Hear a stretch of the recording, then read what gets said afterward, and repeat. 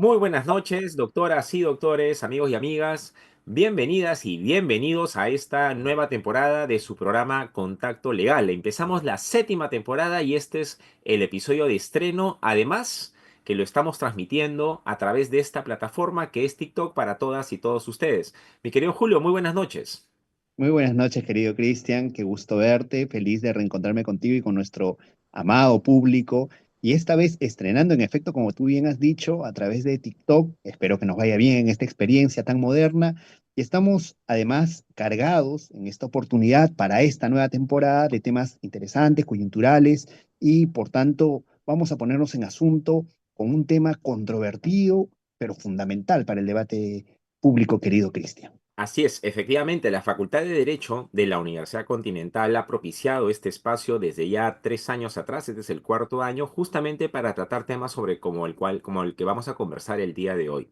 Temas que generan muchísima controversia, donde pueden encontrarse argumentos a favor, en contra, pero que es preciso poner sobre la mesa, sobre todo porque naturalmente puede uno eventualmente sentirse seducida o seducido por lo que el gobierno está impulsando, que es, en definitiva, y ese es el tema sobre el cual vamos a conversar el día de hoy, la posibilidad de implementar o aplicar la pena de muerte en el Perú. Tema, como decía yo, muy controversial porque, por un lado, las emociones, producto de los delitos de los cuales día a día vamos advirtiendo a través de los medios de comunicación, sicariato, extorsión, violación sexual de menores de edad, pueden conducirnos a pensar que quizá la alternativa de solución es en agravar las condenas o penas a quizá lo más extremo, que sería la pena de muerte, y de hecho el gobierno está hoy por hoy en una campaña de sensibilización, si quieren llamarla así. No la veo de esa manera, yo veo más bien una campaña política con el propósito de jalar, digamos, voces o respaldo a esta iniciativa, porque creo que el tema no es en realidad un tema de sensibilización, sino un tema que merece una racionalización, porque si nos vamos a dejar llevar por las emociones, creo que vamos a cometer varios errores y a lo largo de la historia creo eso que está por demás demostrado. Pero para ingresar al detalle sobre la pena de muerte, argumentos a favor, en contra y qué posibles escenarios se podrían presentar en nuestro país dada la iniciativa de gobierno de restaurarla o eventualmente aplicarla, mi querido Julio, tenemos un invitado de lujo el día de hoy. Tu micrófono, mi querido Julito. Un invitado muy especial, muy querido además por esta casa, es el doctor Bruno Novoa Campos. Bruno es doctor en Derecho por la Pontificia Universidad Católica, magíster también en Derecho por la misma Casa de Estudio, en Derecho Constitucional, específicamente a la mención. Es presidente del Consejo Directivo del Centro de Estudios de Justicia de las Américas, del CEJA, de la OEA. Y además es asesor en Derecho Constitucional en entidades públicas, es docente de la Academia de la Magistratura y de posgrado en diferentes universidades. Además, como es bien conocido, es miembro de la Asociación Peruana de Derecho Constitucional. Te damos la bienvenida y un gusto que estés con nosotros, querido Bruno. Bueno, un gusto, un placer, de verdad, un honor siempre estar con ustedes y solamente una precisión, todavía no soy doctor, Oh, estoy aún en doctorando. la preparación de la tesis, pero ya que me auguras, espero que muy pronto ya lo sea. Así Seguramente que que sí. vamos en ese camino. Sí, Muy muy bien, bien, doctorando aquí, entonces aquí estoy haciendo la para ustedes. precisión. Y bueno, Cristian bien partía del hecho de que estamos en una situación muy particular en la que se está haciendo una campaña política para reimplementar la pena de muerte. Sin embargo, y para ir precisamente en orden, como es particularidad de la casa, pero explicando las cosas en orden, y en la medida en que la pena de muerte es una situación o una institución muy controversial, quizá podría resumirnos un apretado resumen, querido Bruno, de los argumentos que hay a favor y en contra de los beneficios que podría presentar la pena de muerte y que podría estar en contra de ella. Claro que sí, con todo gusto.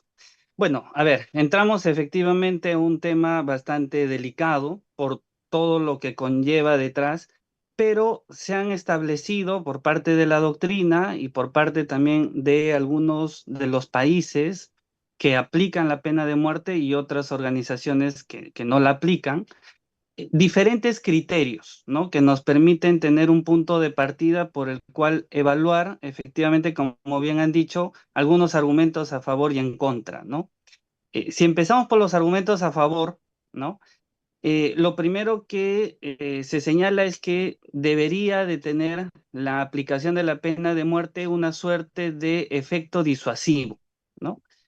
Efecto disuasivo entendido como que la pena de muerte estaría buscando principalmente como su único objetivo, principal objetivo, que se reduzca la incidencia de futuros delitos graves, ¿no?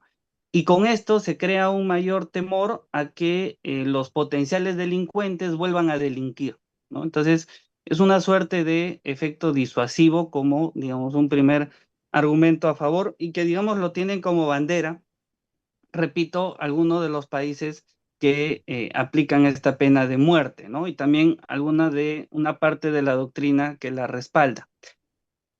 Otro argumento a favor que he encontrado y que me parece bien interesante también de debatir es lo que se denomina en la doctrina la justicia retributiva, que no es más de una actualización del viejo apotegma ojo por ojo, ¿no?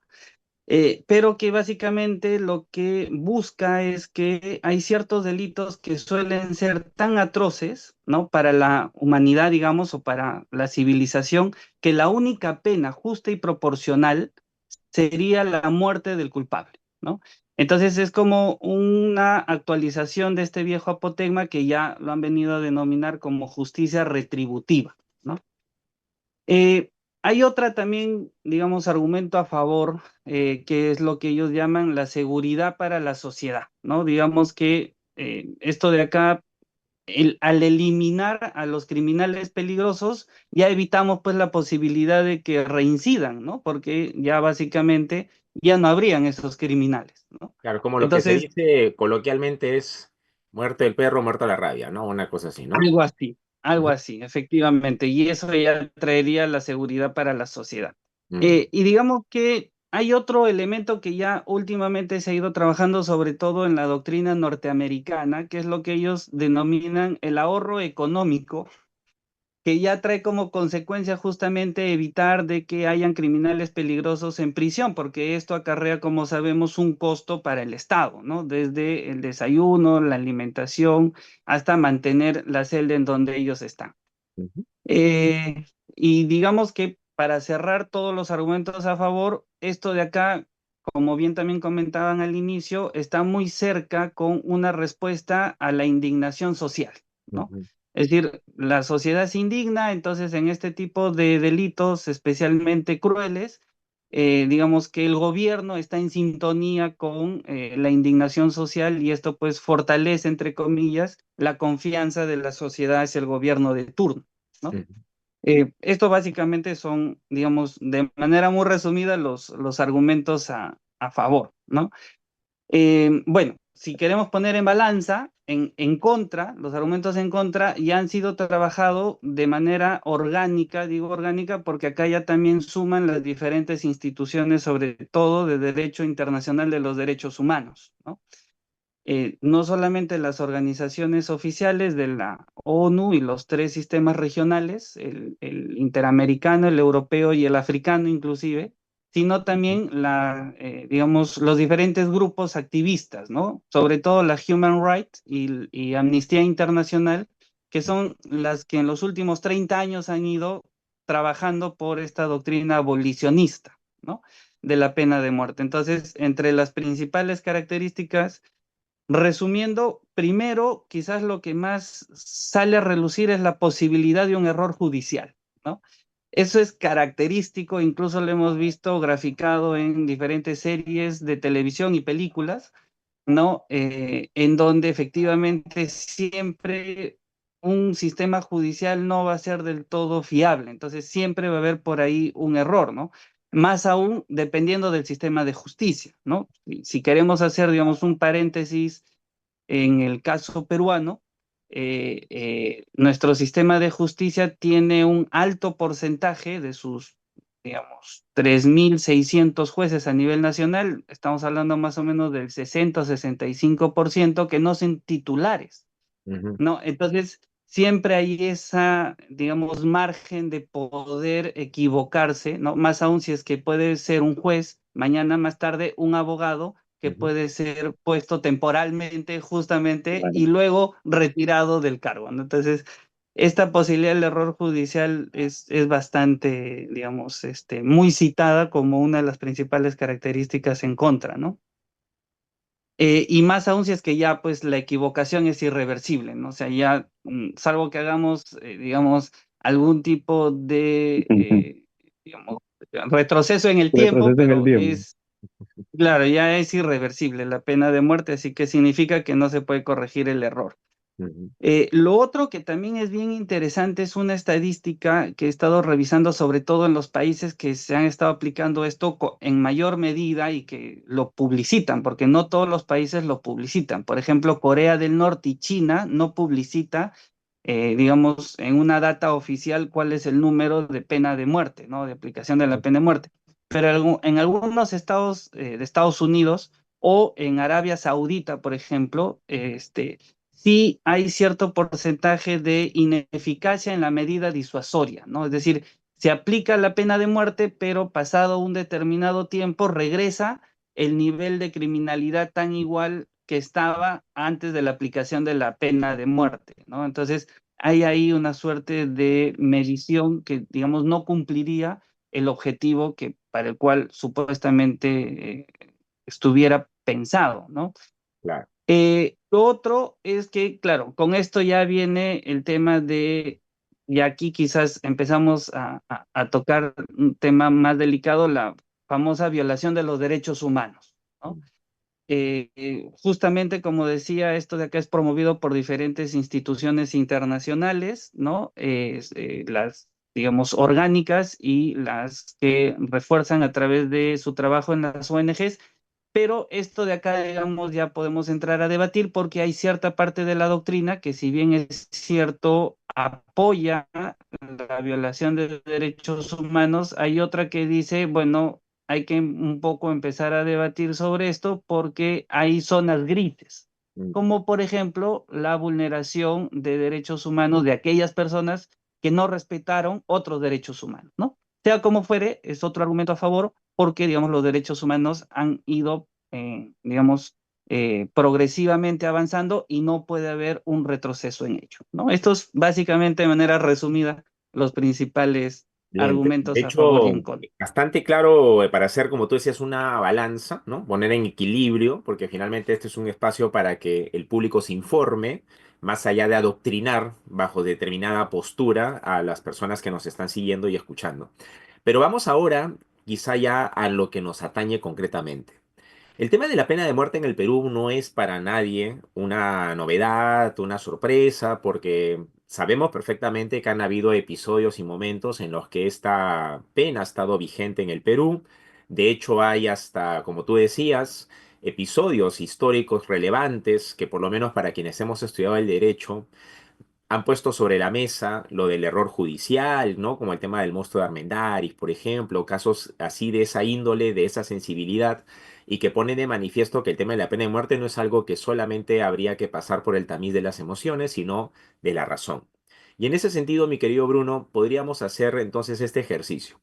La pena de muerte en el Perú, históricamente, ¿cuál ha sido el papel que ha venido a cumplir? Valga decir, es una pena, una sanción que es, digamos, parte de la constitución histórica, como se suele decir para ciertas figuras en el ámbito de nuestra disciplina del derecho constitucional, o es una pena que apareció en algún momento y no ha tenido un protagonismo relevante como para que uno considere que es parte de nuestra historia en materia penal y las condenas que eventualmente los jueces podían aplicar.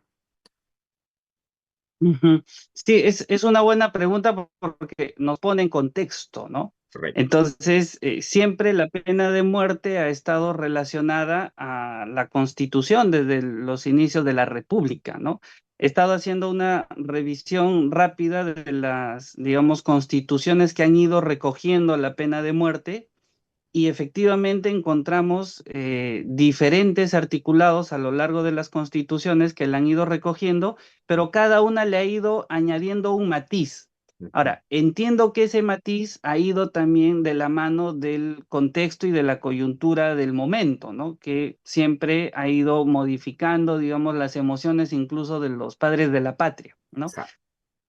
Pero digamos, o sea, si queremos empezar haciendo un apretado resumen de cuál ha sido un poco el derrotero que ha seguido la pena de muerte en materia constitucional, quizás un punto de partida sería la Constitución de 1860, ¿no? Ujú. Del siglo XIX. La Constitución de 1860 es quizás la más relevante, y en su artículo 16 justamente señala que no se puede imponer la pena de muerte sino por crimen de homicidio calificado, ¿no?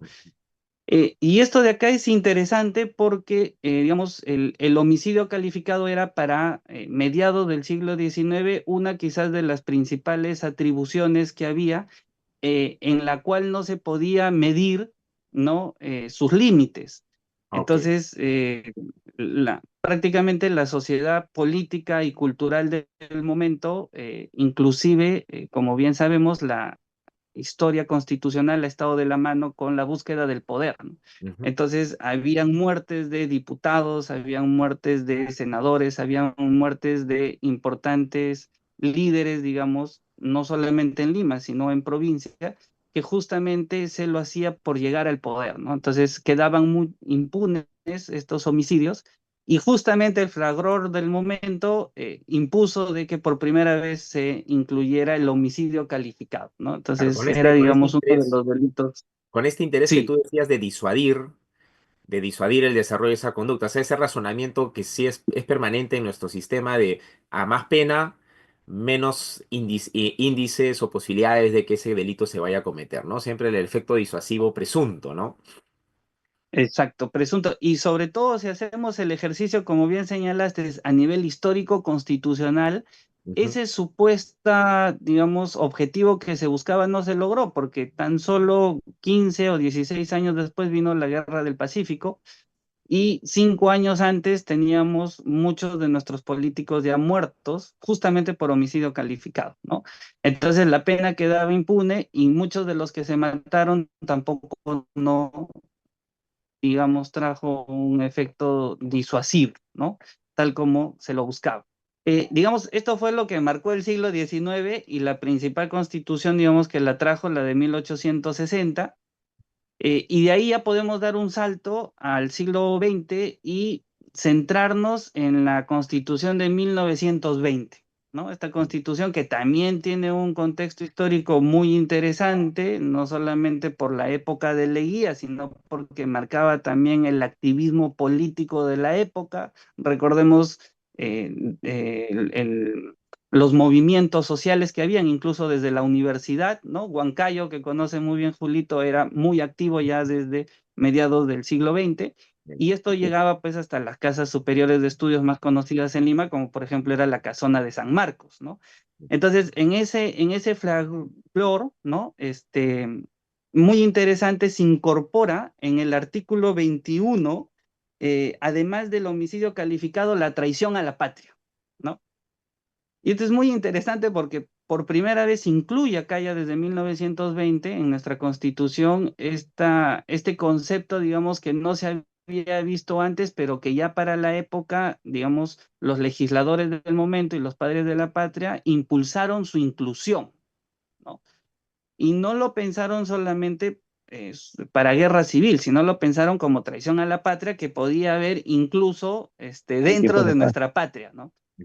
Exacto, y esto de acá lo podemos nosotros verificar en los diarios de debate, que fueron muy intensos porque efectivamente había mucha inestabilidad política en el momento, y conjuntamente con el homicidio político se traicionaba a la patria porque no se daba una estabilidad política y por lo tanto social a nuestra patria, ¿no? Entonces es muy interesante también su inclusión, ¿no?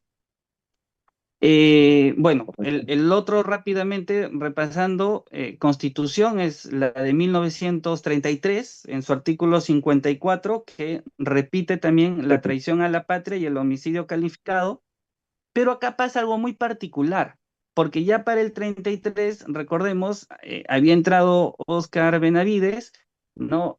Y, digamos, había dejado abierta la posibilidad de que esto es característico y es único, que solamente se dio en la Carta del 33, que además de lo que señala la Constitución en casos de homicidio calificado y traición Traición a a la la patria. patria, Ujú. sean todos aquellos que señale la ley, ¿no? Entonces, Claro. deja un desarrollo legal novedoso, por un lado, pero por otro lado, muy peligroso también, porque la ley podría determinar cualquier otro delito en los cuales también podía haber pena de muerte, ¿no? Y eso hubo en la Constitución del 33, ¿no? Esto básicamente había habido, recordemos, la discusión muy amplia entre los apristas, grupos socialistas, habían también muchas muertes en la plaza principal de Trujillo. Entonces, había también el atentado contra Sánchez Cerro. Entonces, había justamente un clima inhóspito de no solamente homicidio y traición a la patria, sino de otros delitos que ellos consideraron que vía legislativa era mucho más fácil incluir y con eso también aplicar la pena de muerte, ¿no? Entonces, esa fue, digamos, también otro periodo de inestabilidad que no trajo ningún efecto disuasivo, al contrario, nos trajo regímenes dictatoriales, ¿no? Que estuvieron en consonancia también con otros regímenes dictatoriales de la región, ¿no? Y que esto de acá no paró sino hasta la siguiente constitución, que fue la constitución ya del 79, ¿no? Justamente ya esta constitución del 79 es un poco la que pone paños fríos, la que trata de alejarse de las circunstancias, digamos, Coyuntural. sociopolíticas del momento, ¿no? Es, efectivamente, y en el artículo 235, por primera vez se solamente centra que no hay pena de muerte, sino ya en traición a la patria y solo en caso de guerra exterior, ¿no? Ujú. Entonces ya retira cualquier interpretación de traición a la patria, que cualquier cosa podría entrar ahí, de todo lo que señale la ley, que cualquier cosa podía entrar ahí, y ya retira homicidio calificado, que lo deja la justicia ordinaria, ¿no? Y solamente lo deja para casos de guerra exterior, que digamos se supone es algo muy extremo y en circunstancias muy extremas, ¿no? Prácticamente ya para cerrar este recuento, este derrotero que hemos seguido en materia constitucional, la carta vigente del 93, como sabemos, en el 140 establece lo mismo, pero le añade también para casos de terrorismo, ¿no? Lo cual también llama la atención porque años antes nomás ya nosotros habíamos suscrito el Pacto de San José de Costa Rica, sabíamos bien de que eso no era posible, pero aún así la constituyente del 93, que sabemos bien fue hecho, digamos, de manera muy rápida, en menos de 6 meses, y uno revisa la, digamos, exposición de los debates, ¿no? El diario de debates, y fue francamente muy ligera, y simplemente no se sopesó ello y se incluyó prácticamente de una manera casi populista, porque en la época el gobierno de turno, que era el gobierno fujimorista, había ganado las elecciones 2 años antes justamente con el eslogan de lucha contra el terrorismo, ¿no? Entonces, es muy probable que de lo que se visualiza del diario de debates lo hayan incluido por esa razón, ya que legalmente, digamos, considerando los instrumentos internacionales como parte del ordenamiento nacional, ya eso era imposible para la época, ¿no? Eso, digamos, un poco en resumen, el derrotero constitucional. Muchas gracias. Sí, ha sido muy interesante todo el proceso histórico. Ahora, quizá hay una pregunta intermedia. Siempre, Sí. tanto el gobierno del APRA que vino después, el segundo gobierno del APRA, como el Fujimorismo, cuestionaba de que sí se podía ampliar el margen, digamos, de la aplicación de la pena de muerte en la Constitución del 93, porque cuando se ratifica el convenio, el Pacto de San José, sí era a ese momento más amplia la pena de muerte. Después vino la Constitución del 79, es el argumento típico, ¿no? El argumento estándar, el argumento, digamos, más pensado, ¿no? Para aplicar la pena de muerte. ¿Qué se puede argumentar o cuál es tu análisis sobre esa perspectiva? Bueno, en general hubo incluso, si no me equivoco, también un informe consultivo, no solamente del caso peruano, sino también de otros países que quisieron, digamos, restringir la interpretación del Pacto de San José de Costa Rica, ¿no? Y en ese sentido ya tanto la Comisión Interamericana y me parece también después la Comisión de Alto Comisionado de Derechos Humanos de Naciones Unidas siempre han señalado de que la interpretación dentro del ordenamiento no puede ser restringida, sino desde la misma suscripción ampliada, ¿no? Y no pueden haber esas interpretaciones, menos por no lo permite, ¿no? O sea, esa es Claro, básicamente la respuesta institucional quien que se ha restringió, dado restringió, ¿no? O sea, a ya este nivel. no hay Sí, vuelta atrás. Ujú. Sí, sí. sí, Ahora, ya. el gobierno está en como bien decía Cristian, campaña, socialización, la presidenta ha dicho que se lo va a tomar muy en serio, ¿no? La aplicación de la pena de muerte. Queremos preguntarte ya casi en el centro del asunto, ¿para qué delitos el gobierno de la señora Boluarte está pretendiendo que se apliquen la pena de muerte? Y el fondo de la cuestión es, ¿cuán viable es esto? ¿Es posible hacerlo efectivo? ¿No es posible hacerlo efectivo? De pronto tiene algo que ver con la aplicación del artículo 139 que bien citabas. Sí, bueno, 140, perdón. efectivamente, sí, el gobierno actual, como ya también lo ha estado señalando Cristian desde el inicio, ha tenido esta iniciativa, esta propuesta, que digamos ya la ha ido trabajando un poco en los últimos 6 meses, ¿no? Ya, digamos, no es novedoso, pero que ya, digamos, por primera vez a nivel jurídico, esto también es relevante, ¿no? Hay una resolución ministerial. ¿No? Mm. Es la resolución ministerial 319-2024 JUS, no quiero parecer muy abogado, pero digamos para los que nos escuchan, Claro. es algo novedoso porque claro, se materializa, digamos, a nivel jurídico una comisión sectorial de naturaleza temporal que por primera vez va a analizar los alcances para modificar el 140 de la Constitución, ¿no? Y esto es refrendado por el Ministerio de Justicia y Derechos Humanos, ¿no? Mm. A través de una resolución ministerial. Entonces, esto de acá también es novedoso porque no ha habido esto desde por lo menos 30 años atrás, ¿no? Y si contamos la Constitución del 79, más de 40 años, es decir, formalmente se ha creado esta comisión. Y digamos un poco el tenor de la comisión es básicamente ampliar este artículo 140 dentro de lo que se ha estado comentando también por parte del gobierno para los violadores de menores de 14 años, ¿no? Y para ello, digamos, están utilizando una suerte de campañas, como bien decías, pero ellos lo denominan debates públicos a nivel descentralizado para recoger la opinión de justamente la población y digamos que eso lo tienen como sustento para ampliar, digamos, los alcances del 140, al menos en este caso de violaciones de menores de 14 años, ¿no? Claro, ahora, en el caso de la viabilidad que preguntaba Julio, algo que no está necesariamente familiar y con lo que no está familiarizada normalmente las personas que han escuchado quizá a nuestra presidenta haciendo referencia a esta iniciativa, es que al parecer, y tú nos corregirás, no bastaría solamente con reformar el artículo 140 de la Constitución, porque también tendríamos otro frente que habría que tomar en consideración, que es el frente del Sistema Interamericano de Derechos Humanos, una Corte Interamericana que en una opinión consultiva, que es la opinión consultiva 3 decía lo que muy bien tú has explicado, mi querido Bruno, con bastante claridad, que no se pueden ampliar los delitos que son susceptibles de condenarse con la pena de muerte y que la interpretación es progresiva, es decir, camino a abolirla de ser posible y consecuentemente no hay retroceso para restablecer delitos que en el pasado se podían condenar con pena de muerte. Pero además hay una opinión consultiva 14 de 1994, que por cierto es una opinión consultiva propiciada, en otras palabras, por nosotros, ¿no? Nosotros fuimos la excusa de esa opinión consultiva justamente por el 140 que iba en contrario a la opinión consultiva 3 de la Corte.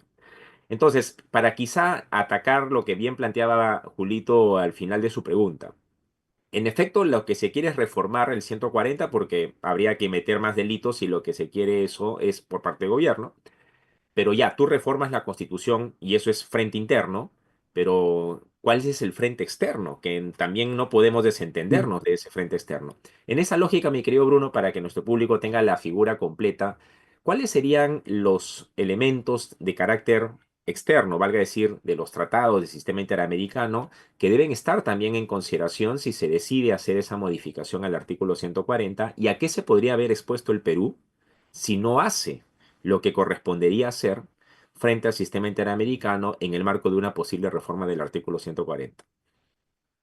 Ujú, sí, es una muy buena pregunta y digamos tiene dos respuestas, ¿no? Primero, como para, digamos, poner en contexto, hay un avance jurídico sobre el derecho, es decir, el derecho no es el mismo después de la Segunda Guerra Mundial y eso es importante que siempre lo reforcemos, ¿no?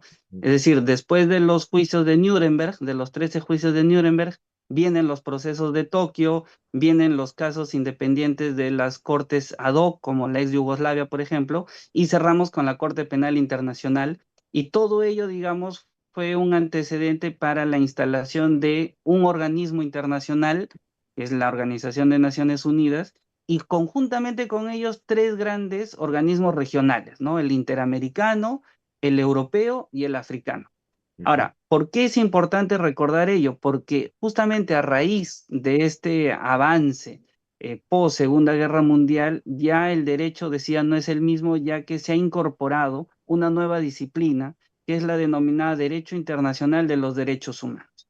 Entonces, a partir del derecho internacional de los derechos humanos, tenemos un conjunto de instrumentos internacionales y un conjunto de organizaciones internacionales y regionales que justamente abogan por la defensa y el sostenimiento de los derechos humanos.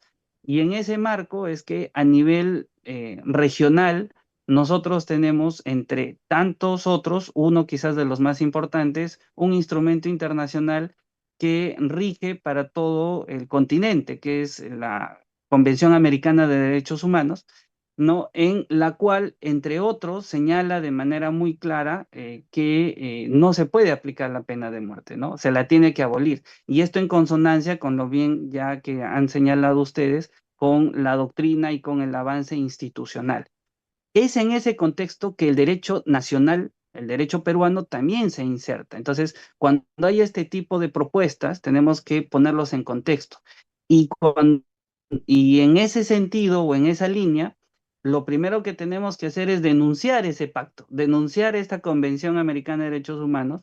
¿Para qué? Para yo decir, mira, no estoy de acuerdo con lo que tú señalas, yo no estoy de acuerdo en la abolición, más bien al contrario, estoy en desacuerdo y quiero aplicar la pena de muerte y por lo tanto yo tengo que denunciarte, ¿no? Ahora, esto sin duda trae una serie de consecuencias, ¿no? Una de ellas, y es importante que todo el público que nos escucha sepa o lo recuerde, es que la Convención Americana de Derechos Humanos no está solamente formada por un solo artículo.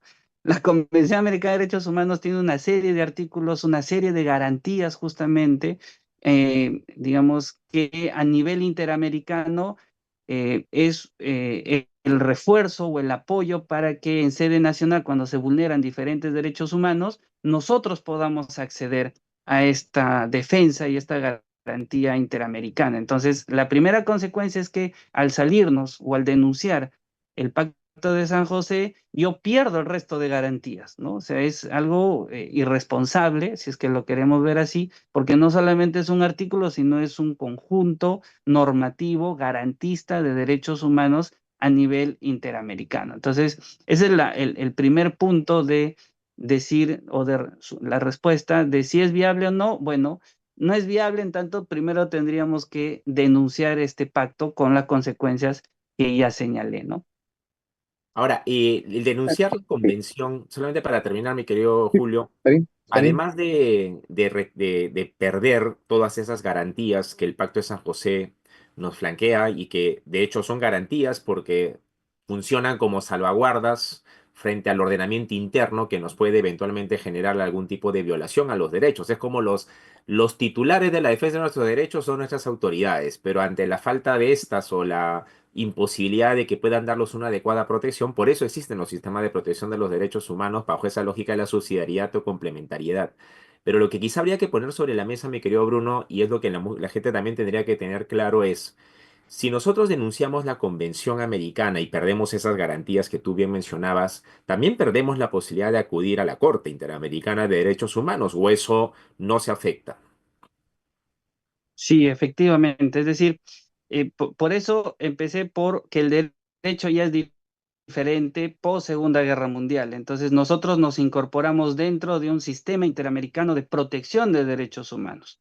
Y dentro de ese sistema, por un lado, efectivamente está esta denuncia en la Convención Americana y, digamos, restringirnos de todos los beneficios de estos derechos, pero por otro, como bien señalas, hay una salida a la jurisdicción de la Corte Interamericana de Derechos Humanos que, digamos, esto de acá también restringe indirectamente el artículo 205 de la Constitución, el cual justamente nos permite que agotada la vía interna Gracias. nosotros podamos acceder al sistema interamericano. Entonces, tiene una doble repercusión internacional y también nacional y por lo tanto restringimos también los derechos solamente en sede nacional, ¿no? Entonces, efectivamente, hay esa digamos, preocupación que también conlleva, digamos, si seguimos este camino propuesto por el gobierno actual. Pero parte de la campaña precisamente política, y ya no solamente por parte del gobierno necesariamente, es que la Corte Interamericana es una corte que libera sentenciados por terrorismo, o que juzga militares, o que protege a los delincuentes, cuando, digamos, de la estadística peruana que puedes tú apreciar y que puedes de pronto comentarnos algo al respecto, eso es impreciso, es irreal, ¿correcto? Sí, yo recuerdo mucho, bueno, ya en el cielo, nuestro maestro, los tres lo conocimos a Néstor Pedro Sagüez, que cuando conversaba justamente sobre este tema y digamos la ideología que pudiera tener la Corte eventualmente o las equivocaciones, él me decía, no todas son rosas, pues Bruno, ¿no? Pero efectivamente, el hecho de que no todas sean rosas no significa de que nosotros vayamos a ir en contra de la institución, ¿no? Efectivamente, la Corte Interamericana de Derechos Humanos ha tenido posiciones que podemos estar a favor o posiciones que podemos estar en contra, pero eso no significa que nosotros vayamos a salirnos de todo el ordenamiento interamericano y a restringir ese ingreso. Y efectivamente, una de las consideraciones que se ha estado abogando en el último tiempo tiene que ver con que la Corte Interamericana, digamos, no ha ido en favor del Estado peruano, pero eso de ahí tiene diferentes respuestas, ¿no? Una arista también tiene que ver con la buena defensa del Estado peruano. Entonces ya entramos al análisis de cómo es el Estado peruano se defiende en sede supranacional. Otra Claro. arista tiene que ver con los derechos realmente inculcados de la persona que ha acudido a la Corte Interamericana, lo cual es bueno recordar que no es fácil y tampoco es gratis, es muy oneroso, demora mucho en mi tesis de la maestría, recuerdo mucho que una de las conclusiones fue que en los casos de cosa juzgada, ¿no? En Interamericana, en sede nacional, se demoraba entre 6 y 17 años, ¿no? Wow. Entonces, hay un trasfondo, en verdad, también de la otra parte, que es la que lleva todo ese proceso y que efectivamente se han ido dando ciertas opiniones que no son tan certeras como bien ha señalado, ¿no? Correcto. Ahora, si es que el Congreso de la República y el gobierno insiste y llegan a aprobar una ley de estas características en las que se instale la pena de muerte o de pronto una reforma constitucional, entendiendo que como bien ya ha señalado tanto Cristian como tú, que el sistema es subsidiario, que es complementario el sistema de protección de derechos humanos, ¿qué mecanismos cabría realizar a nivel interno? ¿Qué podrían hacer de pronto los jueces para cuestionar este tipo de disposición?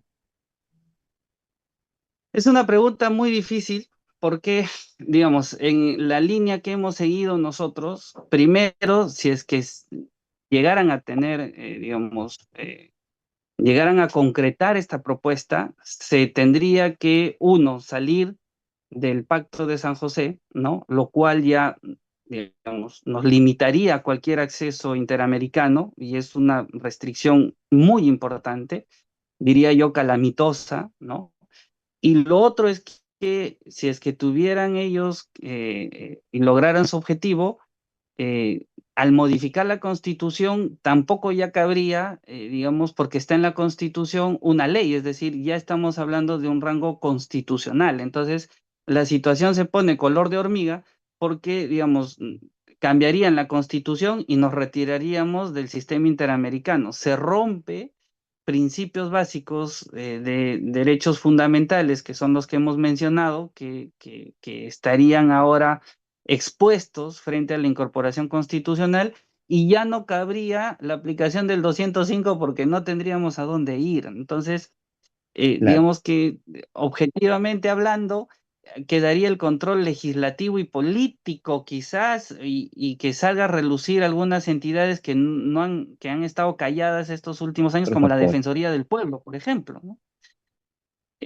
Por poner un ejemplo, Correcto. ¿no? Y la organización de la sociedad civil, ¿no? Y el activismo, que también es muy importante conjuntamente con estos programas que ustedes promueven y facultades de derecho que justamente recuerden el avance que hemos hecho en derechos humanos, ¿no? Yo creo que esa es la vía, ¿no? Y esperemos que no lleguemos a ese punto. La verdad que esperemos que no. Sí, muchísimas gracias, mi querido Bruno. De hecho, efectivamente, albergamos la esperanza de que esto quede solamente en el terreno de una iniciativa política que no se vea materializada a través de una reforma constitucional y que no nos perdamos la oportunidad de tener este extinguidor, como yo le suelo decir en mis clases, que es el sistema interamericano. Nadie Nos quiere saltemos usar esa un etapa. extinguidor, sí, claro, porque nadie quiere padecer un incendio. Pero el día que hay un incendio, ¿cómo vas a agradecer haber tenido un extinguidor a la mano? Y eso es lo que es un sistema interamericano. Entonces, es cierto que nos pueden haber generado algunas decisiones cierta controversia, pero finalmente es una garantía, ¿no? Y la garantía se utiliza cuando la necesitas, no es algo que esté allí presente toda la vida para que la estés usando permanentemente. Bueno, mi querido Bruno, yo quería agradecerte y felicitarte. La verdad que ha sido bastante clara tu exposición en torno a las preguntas que te hemos formulado. Albergo, como también decía, la esperanza de que además de que esto quede en el terreno político, sobre todo que las personas que nos han escuchado y nos han seguido en este programa hayan recibido esa información que les permita formarse su propia opinión. Aquí no pretendemos adoctrinar absolutamente a nadie, ni plantear ningún tipo de dogma en torno a temas tan controversiales como la pena de muerte, y lo que queremos es simplemente informar para que así se pueda tomar una mejor decisión. Independientemente de la que ésta sea, finalmente la información nunca debe faltar. Quizá algunas palabras finales, mi querido Bruno, para nuestro público, para que luego ya el buen Julio se despida de nuestro público y cerremos el espacio. Sí, muchas gracias por la invitación, por la consideración también de tenerme siempre presente y quizás poner sobre la mesa un tema final, ¿no?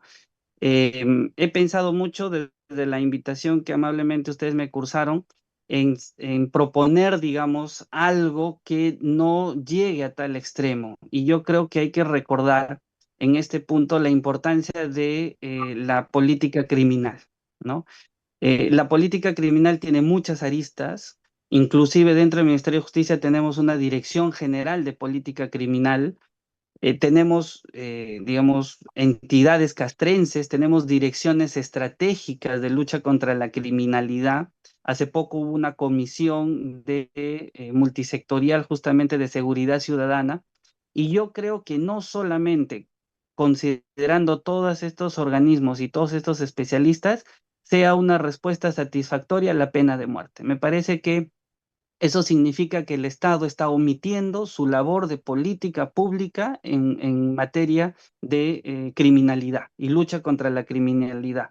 Eh, Hacemos desde aquí votos para que reconsideren ello, para que justamente se establezca, por ejemplo, un plan nacional de política criminal en donde hayan diferentes aristas que podamos buscar la reducción de la criminalidad y en lugar de pensar en matarnos o en velar o retroceder en el ojo por ojo, desde un Estado civilizado, moderno, con todo el aparato estatal, dar justamente una respuesta como la población necesita, velando por su seguridad y sus derechos humanos. Sí, gracias, Bruno. Suscribo absolutamente cada palabra que has señalado, pero adicionalmente creo que ninguno de nosotros, Cristian, tú, yo, estamos bajo la óptica de que no se haga nada, de que no se deben adoptar medidas. Estamos en una situación crítica, en efecto, pero creemos con convicción e invitamos a cada uno de ustedes que se informe sobre la efectividad de la pena de muerte. Creemos esa no va siendo la salida. Hay otras medidas, quizá mayor investigación, levantamiento del sector de las comunicaciones, detenciones quizá más excepcionales, bajar un poco la valla de las detenciones preliminares, de las prisiones preventivas para casos muy graves en los que se cuestiona el homicidio, homicidio calificado, ¿no? Bandas criminales, extorsión, pero la pena de muerte por sí sola no nos garantiza absolutamente nada, nos va a crear más conflictos de los que actualmente tenemos. Les agradecemos mucho por estar con nosotros en esta primera edición. Ya saben que pueden seguirnos por todos los canales digitales que tenemos, YouTube principalmente, también estamos en Facebook, en TikTok, donde salen unas pastillas, unos concentrados muy interesantes y pueden escuchar todo el capítulo también a través de Spotify. Te agradecemos, Bruno, una vez más y a todos ustedes que nos han acompañado. Muy buenas noches. Adiós. Hasta la siguiente semana. Hasta luego, nos vemos la próxima semana. Gracias, Bruno, cuídate. Chao, chao. Gracias a ustedes. Hasta luego.